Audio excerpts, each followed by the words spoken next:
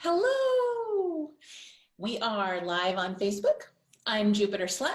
That is Shameless, Luminous, Untamed Truth. And we are talking about healthy boundaries for women, even though it's Monday in the afternoon instead of Wednesday in the morning, because Mark Cordone is so worth it. I am really excited to have him here today. Hi, Mark. Hey, Jay Slut. It's good to be here on this Monday, not Wednesday. Thank you for joining. You're calling in from Florida, right? Yeah, I'm calling in from Florida. First time, long time. First time, long time. I'm so stoked to be talking to you today. Well, originally I was thinking that you were out in Los Angeles. I was like, I was feeling guilty for asking you to come on at 9 a.m. because I was thinking I was asking you for 6 a.m. But I asked anyway because I'm not letting guilt rule my actions. I was like, that's right. Absolutely. You didn't say no. Well, I mean, even if it was in LA, like I'd just call it an early morning. So, I mean, we met in New York City a couple weeks ago, and it was like we were obviously like kindred spirits because like we were already joking about things and like talking about work and then all this stuff. I mean, it's been great. So like I'm just really happy that, you know, sometimes when you go and meet people and it's like, oh my gosh, yes, we're gonna be friends forever, blah blah blah blah blah, and then you don't hear from them again. And like, not only did you're like one of the first people that I've heard from. So I'm so excited about this, and hopefully I'm hoping this will be the first of many discussions. Oh, I intend to be haunting you. I intend to be haunting you. Let's do it. For those of you who don't know Mark is an MPH, a positive and a positive psychology coach, co-founder of the Joy Revolution. His book, Beyond Resilient, The Coach's Guide to Ecstatic Growth, is available as a free gift to you on his website, or you can buy it on Amazon. He specializes in transitions, leadership and performance, and well-being, helping people break through to the next level to find greater enjoyment and purpose in their lives. Yep. And I hear you speaking in the background, so shut that off. That means this is successfully going live. Yay! Yeah. So, thank you for being here and talking with us about the super scary anger. So we've been talking about healthy boundaries for women, for like we, meaning me and everybody who comes on my Facebook Live for over 3 months now. And it became clear to me that anger for me, although I've done so much work around it, remains one of the hardest emotions to deal with positively. So I got to hear a teeny bit of your story when you spoke in New York, and for anyone who ever has an opportunity to hear Mark speak, do it. He is a gifted speaker, and it was such a pleasure. But people who might be listening now don't know your story. So can you introduce yourself and tell us a little bit about, well, just to start with, just introduce yourself. Yeah, absolutely. I mean, parents came from the Philippines when before I was born. So when I was a soul trying to search for a little meat suit to fall into, they got together, and I think my soul was like, yep, that's the journey that I want to go on. And so born as an Asian American, and really a lot of the sacrifices that my folks made gave me, including my male privilege, the privileges of being able to grow up an all-American boy, right? So we're talking about like Pizza Hut and Swatch watches and all that good Nintendo, right? And also I think at a very early age, like just sort of the ignorance of being like everybody else, right? And if there was anything that I just didn't want, was I didn't want to stick out. I just wanted to be a part of the collective, right? Whether it be my classroom setting, whether it be with my family, whether it be in whatever community I was a part of. And very quickly around 3rd grade, I started to play remember that Sesame Street show? One of those things is not like the other, one of those things. So like everyone seemed like circles at one point, and I was like the square. And so like I'd go into class and I'm like, I'm not gonna really tell anybody. You know, I kind of feel a little bit different, or I feel like I look different and stuff like that. I'll just kind of fit in. And one day we were studying the indigenous people of the Americas, and someone raised their hand and was like, "So, what tribe is Mark Cordone from?" And like I was horrified. I was horrified because suddenly someone was making a public acknowledgement that I was different than everybody else. And from that point on, like, um, it's like the beginning of social sociology, in group, out group, right? That's the foundation of any social psychology, right? And I realized that I was being recognized as being a part of the out group. And like no amount of Pizza Hut, no amount of Swatch watches all the way up my arm, no Nintendo game was gonna make me a part of the in group. Um, when it came to anger, Jay Slut, like I don't think I necessarily had anger towards anything at the beginning as much as it was I just wished I wasn't who I was. Like I literally remember I'm down here in Florida, in my parents' house right now, and so the room next to me is a bathroom, and I remember going to that bathroom at a young age, looking in the mirror, asking God, because I was uh, born a devout Catholic, why the fuck I was made like to look like this. Why did I have to look like this? And I remember asking that question like almost all the way through high school. And so it was really this sort of victim mindedness that I had about the universe conspiring against me. Um, and and if there was ever anger, it would be these like fantasy anger moments where I'm like, I wish I could tell him off for saying that, but I never will. Like I'm never going to be confrontational like that. Um, and that's sort of the way that I came up. Also, at the same time, that kind of lack of confrontation came out in terms of my filial piety towards my family. They left they left their country in order for me to have a better life. Who the fuck was I to tell them that I wasn't going to be a doctor? Right. And so in many ways, like I needed to fall in line and learn to love life the same way they did. And by punishing myself and going through things I didn't want, I'd grow up one day and I'd learn to love those things. And then I'd learn to love myself. So in many ways, there was a lot of like suppression growing up. There was a lot of quietness. There wasn't a lot of sticking up for myself. It wasn't of something that I would say that was valued in my family. You know, if you know, someone says something to you, say something back. Like it was almost like just turn the other cheek, right? I didn't know what that meant back in the day, you know, and so I just felt like I was bulldozed over. So come college, you know, I look around and there's more than one Asian on the campus. Like, hey, now, like I'm in heaven all of a sudden, and I gathered people together. But I remember I gathered people together using anger, not using any other. I remember it was definitely anger. Like, aren't you sick of being treated blah blah blah blah blah? Aren't you sick of our story not being told? And it was all this kind of like gathering people's like kind of catabolic energy up and trying to get everyone to come together around that. That's a very real thing. People to have a shared experience around anger. But the thing that I wasn't trained on was also being able to get people out of that anger to create a sustainable movement. And so I found myself burning out as a social justice advocate. And I was shortly hired afterwards to work in the multicultural office for several years as a social justice advocate. And so what I found myself doing was indoctrinating students who'd come into my office and saying, you should be more pissed about this. You should be more pissed about that. Throw a chair, right? Like to make it even more dramatic. And I found myself burning out. I found myself completely burning out. And there was no way I was going to sustain myself. And there had been several people telling me that there's a different approach. You can look into positive psychology. And I actually turned towards positive psychology. And I can talk to you and the audience about what that is in a second, but I turned towards positive psychology, not because I was already a positive, joyful person, but because I was hurting and I was in anger myself, because I was lonely. And I wanted a solution for that, you know? I wouldn't say that positive psychology has given me that solution, but it has given me a different way to look at life.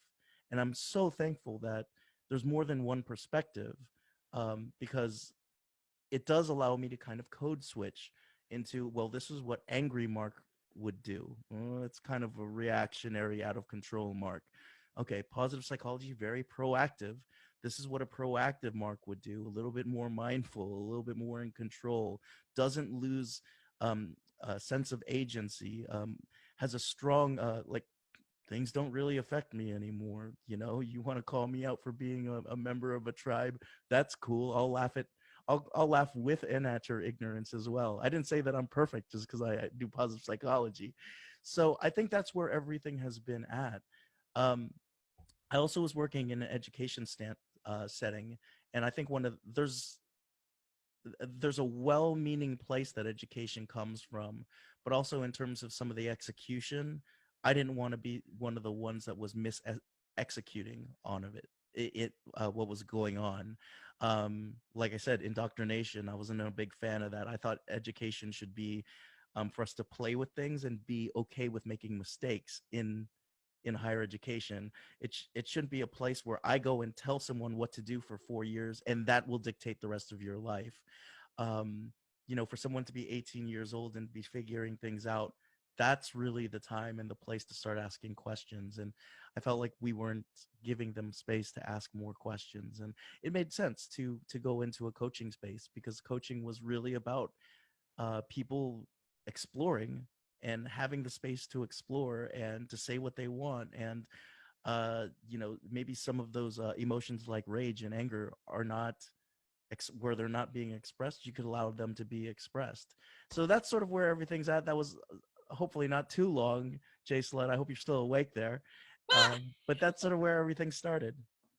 I can really relate to the having started with suppression. And Mhm. so it's interesting to hear from suppression to anger, and then it sounds like maybe someplace in between. So before we talk about where that relationship to anger has metamorphosed and changed, I would love to hear what your definition of positive psychology is. I have my own that I think is just totally cobbled together from little tidbits here and there, and I'm super curious to compare it to Yeah, I can't wait to hear cultural your. I opinion. I can't wait to hear yours. But essentially, positive psychology is a return. It's not something new. It's a return to. I'm drinking sparkling soda, sparkling water here, so I'm getting burpy. It's a return to what some of the original psychologists had intended for psychology to be. The original psychology, or original psychology, was about, okay, we kind of exist on this sort of status quo. And then sometimes we'll fall off, we'll go into a negative space, right? And when we go into a negative space, we can get you back to -1. We can get you back to the status quo, through things like therapy, right? But also at the same time, staying in that status quo is not enough. It's also not realistic to stay in that status quo. Our world is built around entropy, things that we cannot control, right? So it's important for us to always be dynamic, resilient, changing with the environment, rebirthing, renewing ourselves.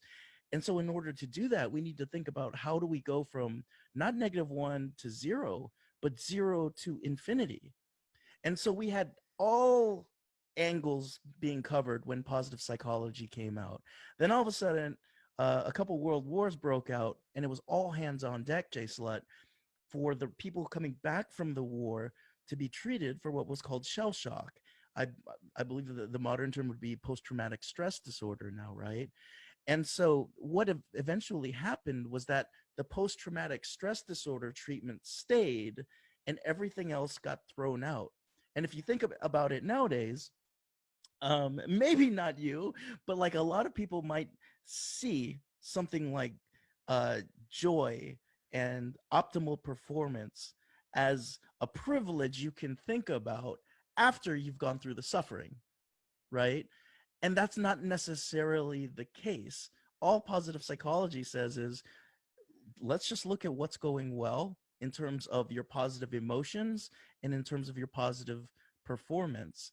And there's got to be a way that we can see if we can duplicate that for the entire community. Like it's one thing to look at psychopathy, but it's another thing for us to not share how super resilient, ever-growing people are doing it, and let them like sort of be in their own space, and not allow other people to maybe have some insight into, well, this is some of the ways to grow after you've gone through the trauma, or after you've gone through even ecstasy. There's ways to grow after these very salient experiences. So that's all that positive psychology is. There's a lot of big terms from positive psychology coming out now, resilience and grit and all that kind of stuff. That came from the movement that in 2012 that started, but really not 2012. I'm sorry, 2002. I would have failed my test if I put 2012. But really, that's all that positive psychology is. It's not the happy, joy. It's not the shits and giggles 24/7 or the Taco Tuesday every single day. It really is about this sort of idea of looking at, well, what's working, and not ignoring what's not working, but just like looking at the complete person, at sort of how's functioning in general happening. Does that make sense? Yeah, it Okay. does. So I think a lot of people, when it comes to anger, would be like, well, anger doesn't work. That's why I don't feel it. Or that's why when I get angry, I decide to do something else. Like, so for people who, I know a lot of women who kind of, or men who say, either anger is a bad emotion, or it's a wasted emotion, or it's a waste of energy, or it's unproductive, a ton of like judgments that to me, Sure. when I used to say them, meant suppression. Yep. I didn't think it was suppression though. I thought I was entirely sincere in thinking that my anger was wrong, useless, pointless, destructive. And so in all sincerity, to try to be a good person, I thought I just was being reasonable instead. It was actually suppression. And I couldn't tell the difference because I didn't know better. Yeah. So what kind of, for people who the idea of having a positive relationship to anger sounds revolutionary, how can, from a positive psychology lens, how can we even conceive of anger in a positive way? Well, let's break that down a little bit, right? I think someone who might say that anger doesn't get shit done, there's points for and against that. So the point that I would put out is that anger does get shit done, right? If I've been in a place of victimhood my whole life to the point where I have no sense of agency, right? And the only way that I can get my ass out of bed and get something done is by wanting to prove somebody wrong, technically you're getting it done, right? I remember in grad school, like constantly told no on what I wanted to write about, right? Constantly told no. And I just got to the point where I was like, fuck it. I'm just going to write it and get it over with so I can get to the next thing, right? And so anger served me very well in terms of getting my stuff done, right? But I also think what is challenging about allowing anger to take the driver's seat the whole time is that anger is also associated with like decreases in like functioning over time. Stress levels go up. You do get burned out. So it's meant to be like an activation energy. It's not meant to be a sustaining energy. And if you want to sustain yourself, you gotta you're gonna want to think about another emotion to replace anger with, or just get rid of judgment in general around emotions, right? So short-term wise, anger is something that is that can help you get something done. It's not the only thing that can help you get something done, but if you are such in a shitty position in which there is like really like you've been like clobbered your whole life, Yeah, anger is enough to get you to change and to change a path. Yeah, use anger for a little bit. Use it for a little bit. Use it sparingly. It's like those super powerful ingredients, right? Like, don't like pour all the Worcestershire sauce in the thing, man. It's gonna like ruin the. It's gonna ruin like whatever it is that you're using Worcestershire sauce on. So like, it's the same thing with anger. Anger is, anger is a part of our emotional like lexicon, but it's not the only thing.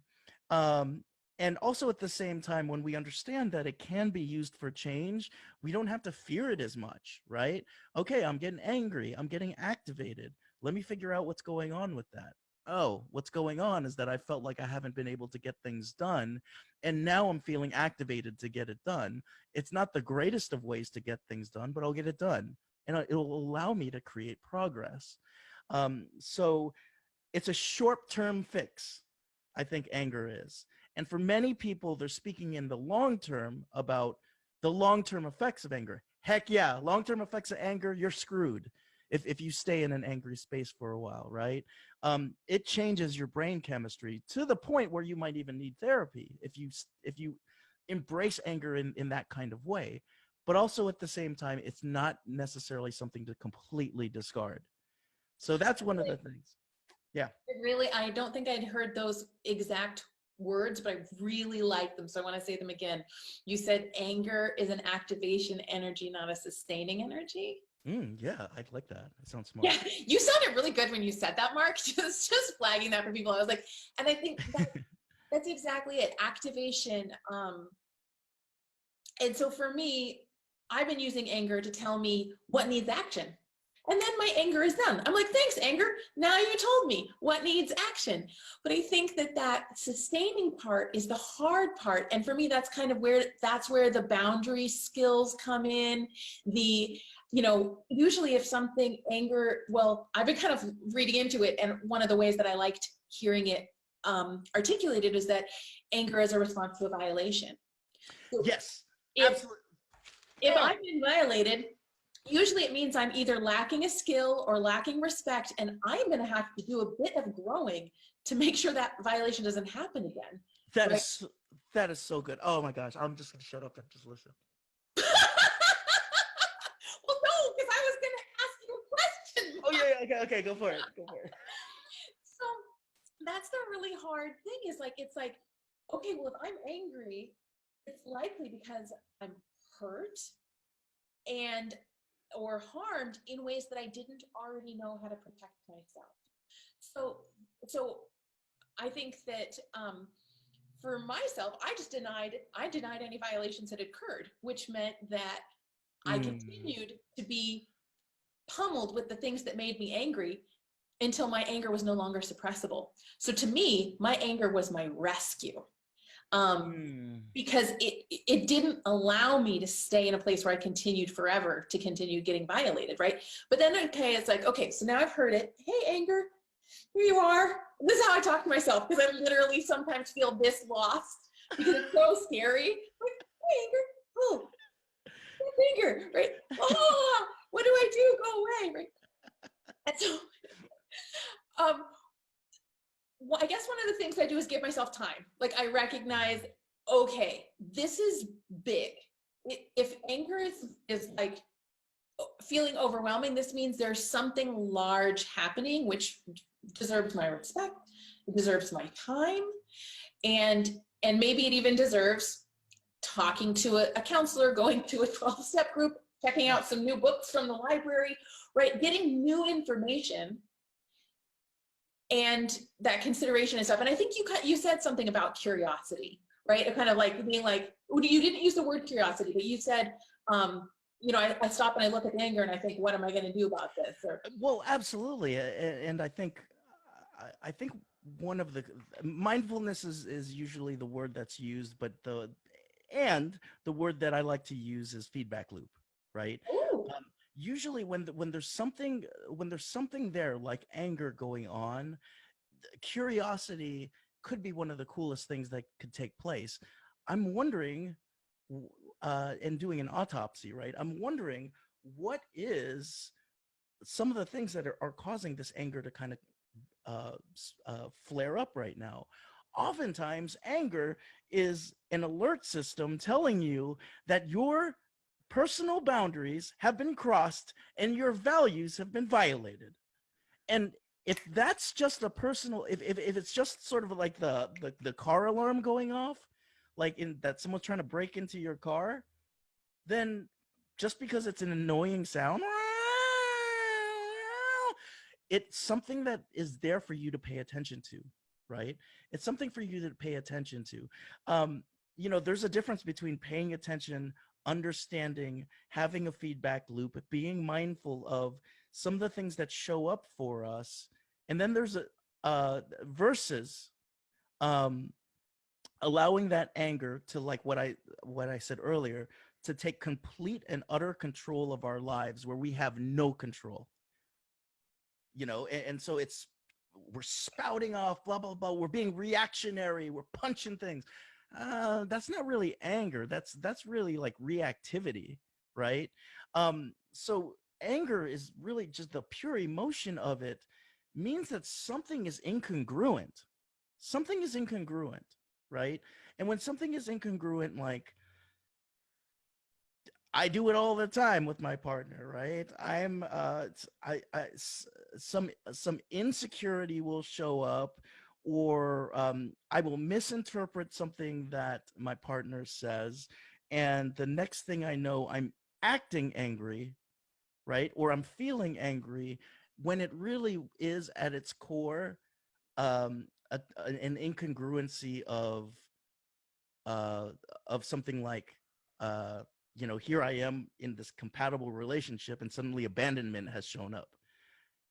And now that abandonment has shown up, all these other emotions are beginning to scream at me, right? And anger is one of them, right? And suddenly I pretend to act angry, or like I'll act however, and I have let anger take the wheel versus just paying attention to, oh, she said that, I just need some clarification on that. And so curiosity, like you said, I think is one of the things that we can think about. But also at the same time, to dismiss anger is to dismiss something that's really, really huge. I say this all the time. It's a quote from Tal Ben-Shahar, who's a positive psychologist. And he says, if we're only feeling one emotion 24/7, like joy or anger, if it's only one emotion that we're feeling and expressing 24/7, a couple things are going on. Number one is you're dead. Number two, you're a psychopath. And only dead people and people with psychopathy feel one emotion at a time.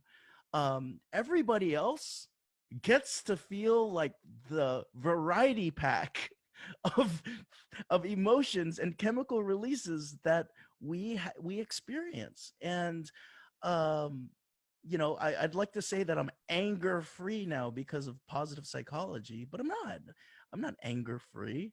And in fact, there's some things that still to my childhood, when I think about it, I'm ashamed of, or I get angry about, I get activated.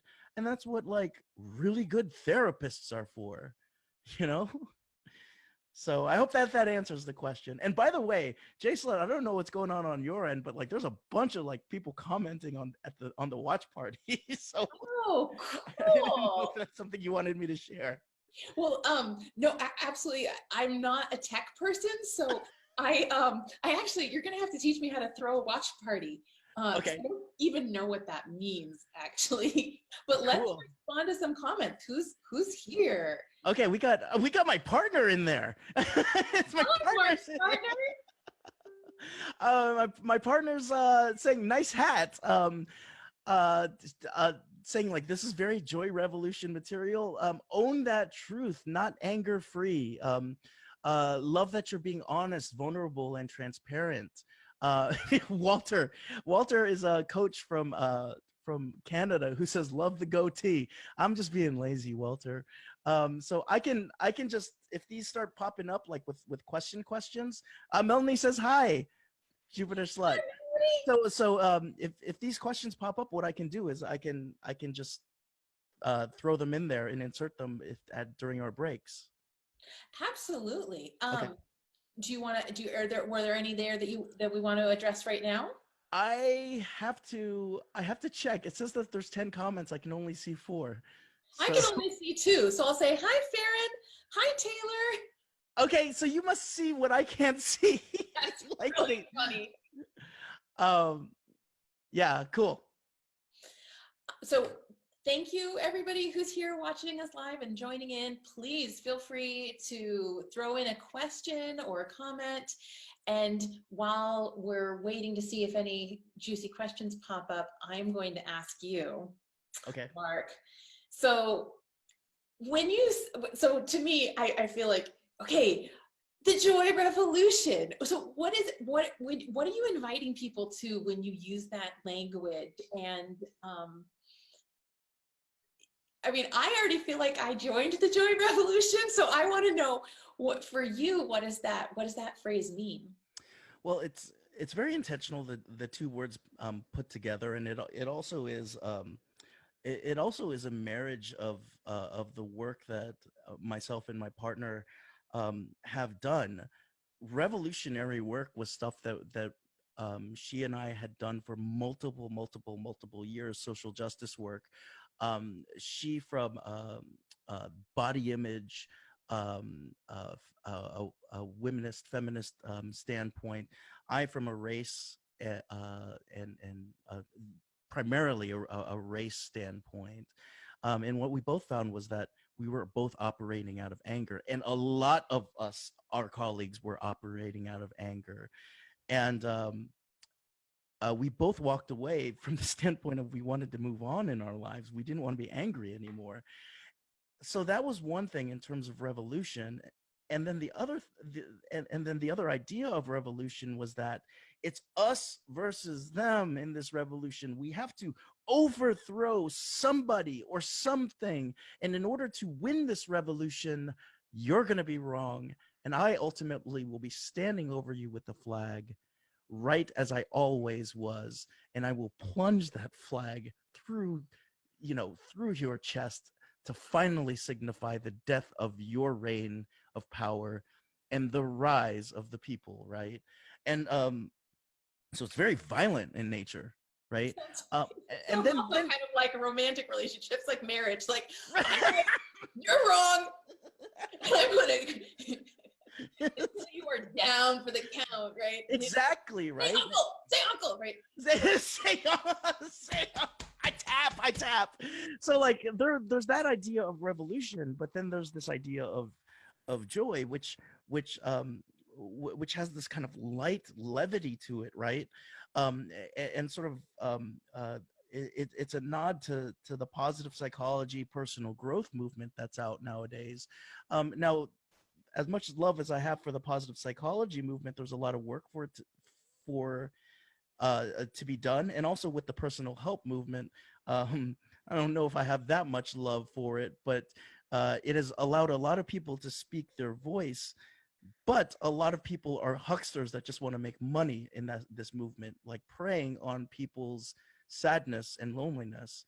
And so one of the things is that even if you engage in personal growth that's true to yourself, there's only a couple damn people in this world that are so high in vibration, if you want to go woo for a second, that they don't need to come off that mountaintop. You heard me talk about that in New York, that they don't need to come off that mountaintop, and they can sit there and just personally grow and meditate. The rest of us have work to do. And that work is when you actually have been woke, when you have been edified in ways that your wisdom and your perspective shifts on the world, what is your responsibility to go back to the world and help edify others? One of the things that in the actual program, the Joy Revolution, that my partner and I talk about is Plato's notion of the cave. And I don't know if you remember Plato's cave. I know that you're an avid reader and writer, but if you need any, well, there may be an audience member who may not remember the Plato's cave, but essentially everyone in this cave, in this allegory, are self-chained, watching the shadows on the wall and thinking that the shadows are reality. And what happens is one person is like, getting kind of tired. Oh, I was self-shackled the whole time. I'm like, cool. They escape the cave and they actually see the real world. They see the sun. They taste the water. They experience the grass underneath their feet. And they're like, this is what reality is. We're living in a fucking illusion and making drama out of it. They go back into the cave to edify, and they're completely ousted as a result of their radical thinking.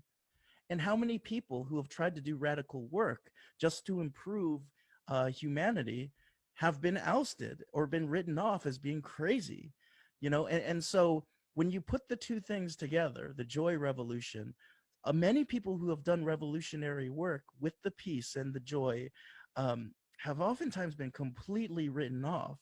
And now what we're coming and saying in this program, it's a program for now, it's going to expand.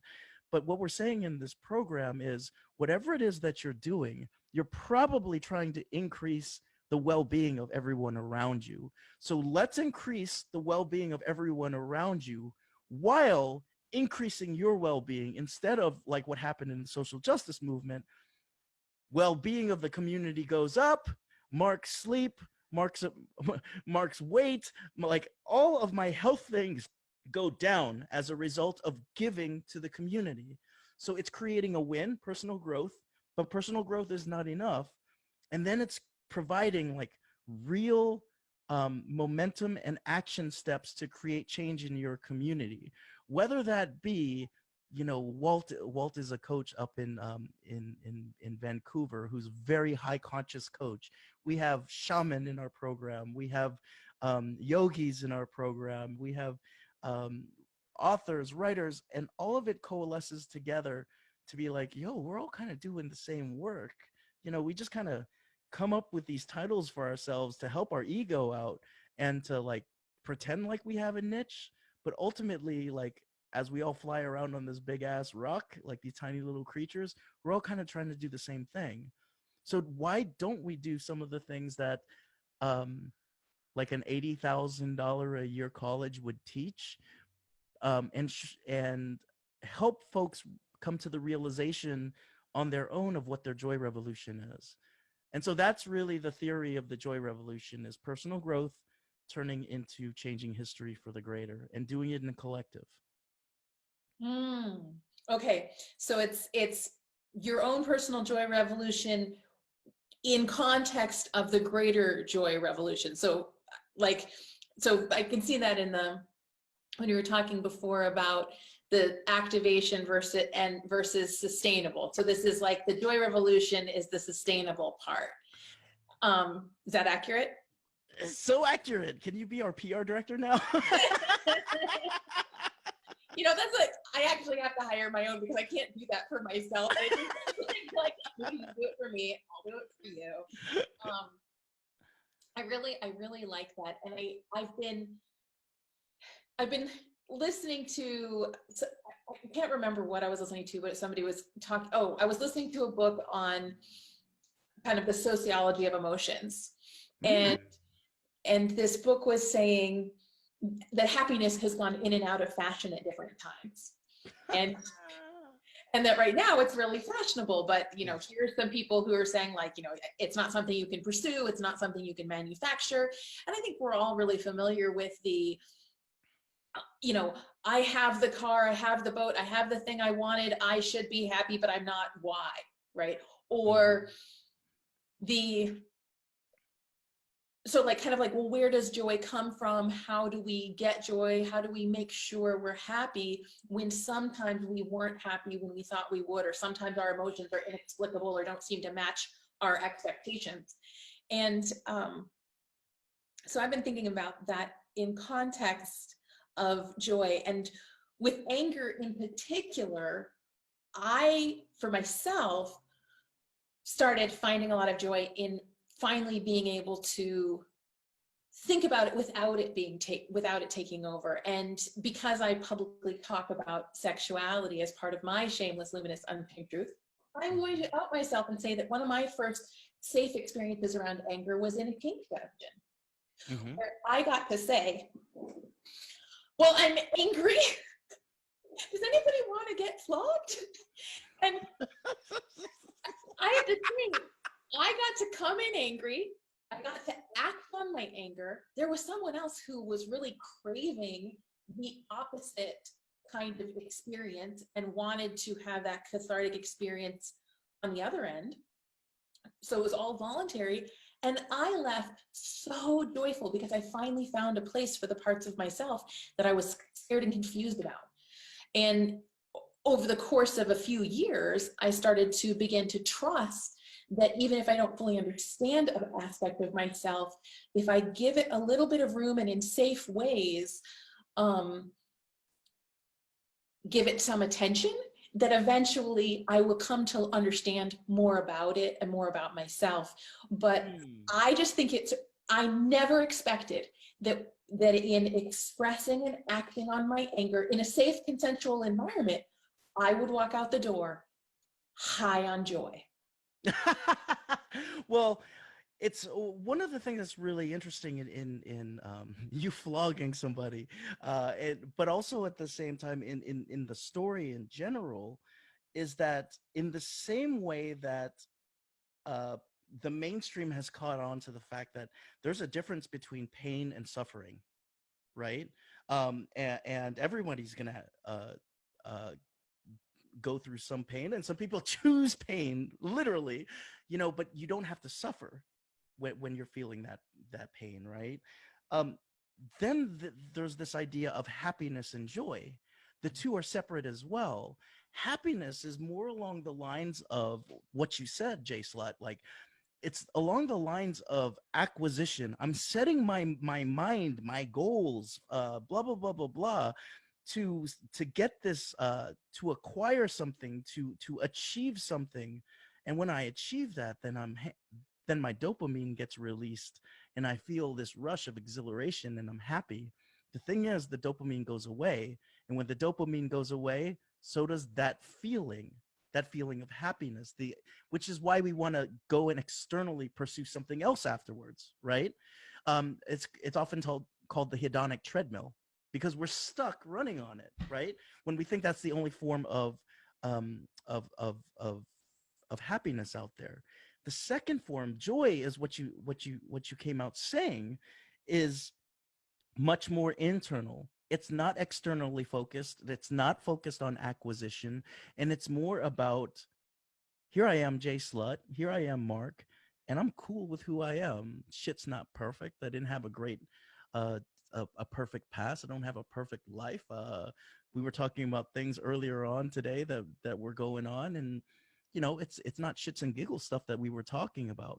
But also at the same time, I can see joy in when I interact with you. You're doing what you love to do. I'm doing what I love to do, and there's a certain peace in being where you're at, which means this: you can be living in joy but still experience anger. You can be joyful and angry at the same time. So you can be like, la la la la la, on my life's journey, I'm so joyful. Oh shit, that's fucked up. What's going on over there? It's making me angry. I gotta stand up for that. So like, you can be totally pissed off, and you can be totally in joy, and you can use happiness as the cue for the future state that you want society to be in, even though it's not happy right now. And you can say, you know what? It's fucked up right now, the way that women are being treated. It's fucked up the way that certain things are being operated. And that needs to change. And I'm going to speak up for that. I'm going to create my boundaries around that. And yet I know that it's perfect right now in terms of where I need to be at with my joy. You can completely be both. And so in terms of, you had a couple pre-show questions for me. In terms of where anger has gone, it hasn't left. Anger hasn't left, but it's gotten the fuck out of the driver's seat. And it's listening to the music like everybody else, and it's fallen in line. And maybe my anger could use a flogging from somebody, but also at the same time, like, it needs to play nice with all the other emotions as well. Because when those emotions start coming together and, I get angry, I understand, okay, I can move in anger right now, but if I stay here, I'm going to get sick in the long run. So if I want to stay in joy, I got to find a way to convert that anger into something else in the long run. But for the short term, this is fucked up and I need to speak on it.